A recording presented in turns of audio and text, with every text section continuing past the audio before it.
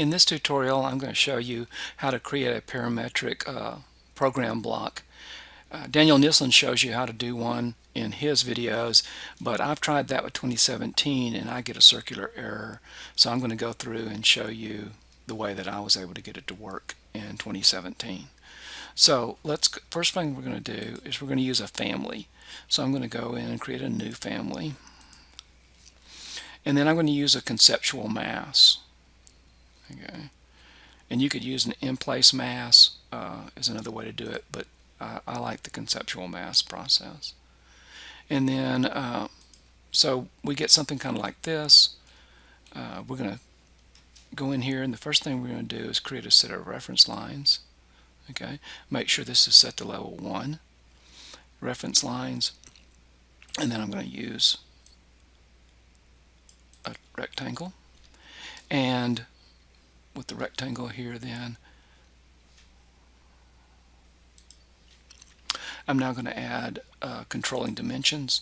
So first thing I'm going to do is add midpoint dimensions to the crossed reference planes right here, because that's the insertion point, and I want that to remain always equal. So this is kind of a standard that most people do with all families, so that the insertion point remains the same all the time. The next thing I'm going to do is add some dimensions, parametric dimensions, the length and the width, and of course I'm going to select that dimensions. In 2017 they moved the parameter label from here up to here. Don't know why, but that's what they did. And so I'm going to call this width, and I'm going to make an instance so that each one of my types can have a separate instance of it. So I'm going to say OK, and then I'm going to make this one length.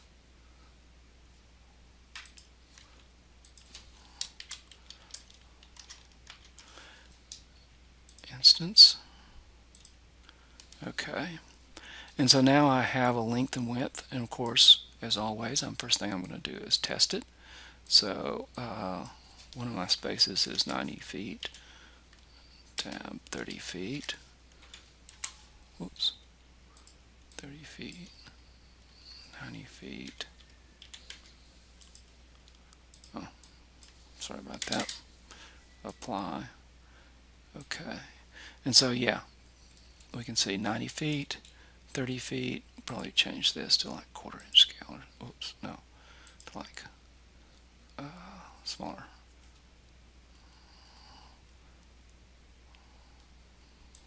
Something so we can see this a little bit better. So now this is flexed and my reference lines are going to work. So I'm going to grab the reference lines. I'm just going to say create a form. It's going to ask me whether I want a surface or a object. I want the object. And so now I've got an object in here that can be flexed for the width and depth. And the next thing I'm going to do then is set for the height. To do that, I'm going to set this parameter through here using height. What this means, the difference then, is that I will not get a handle to stretch height. I will have to give the height. Okay, I will always have to give the height. So if I go into here, I can test the height, let's say 15 feet, and apply, and yes, it adjusts. Okay, so I'm going to have to put that in. I won't be able to have a handle right here and pull it up. I'll always have to place that. This is how this is different than Daniel Nielsen's. It's the only way I could get it to work without getting a circular error. So now I've got this. I'm going to add a few more parameters to it. And so let's go in here. And the next thing I'm going to add is an area parameter. So I'm going to click here. We'll call this space area. And we'll go down here, commons, right, length should be area. and that'll work. And so now square footage, and we need to write us a formula. So its length, once again, make sure that it's identical to the variable name right here, or the parameter name right here, including capitals, and width, and 2700, and 3 times 9 is 27, so that's going to work. The next thing I'm going to do is change the color of this. So we'll have a color, and I'm going to tab till I get the whole item, and you'll see that it's material. I could set it right here, but then all of the blocks that I put in would have the same color. So what I want to do is click on the little square here, and we're going to make a material texture, and we'll call this space color instance, and we'll say OK to that, and we'll assign that. And once again, if we go in here, we can add a default color right now, and I already created, no, I created some in my other, but I'll create a default color right now just so that you'll see how to do it. Create a new material, and we're going to set this to red. And in appearance, I'm going to set this to red too. That way, if you do it in rendering mode, you'll still be able to see this. And also, the little icon here is set for rendering mode. So you can set the different scene, so forth. So, but anyway, default, say OK, OK. Whoop, forgot to rename it. So let's go back here and rename this.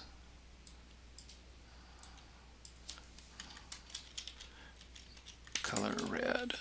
That should do it. Apply. Okay. So now we've got a color and a length. There may be some other things that I want to add too.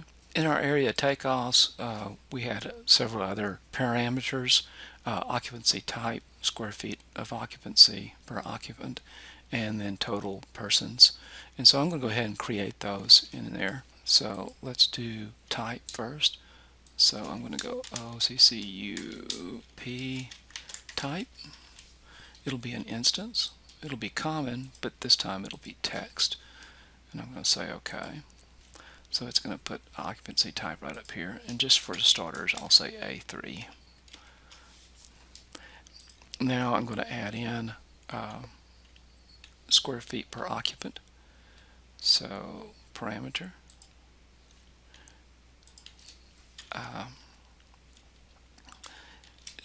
You need to stay away from hash marks and stars and stuff like that, because they all have formula implications.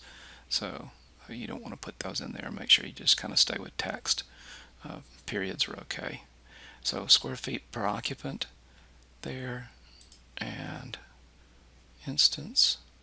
And here we want to make sure that this is an area, because if it's not an area, we won't be able to divide it into the area to get the number of occupants. So that should work. And then the last one I'm going to add is this occupants. And so I'm going to call these occupants and instance. So square feet occupants, let's say it's 15 square feet per occupant.